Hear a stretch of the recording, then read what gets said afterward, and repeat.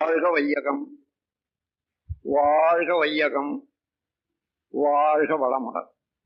அன்பர்களே, சித்தர்கள் காட்டிய வாழ்க்கை நெறி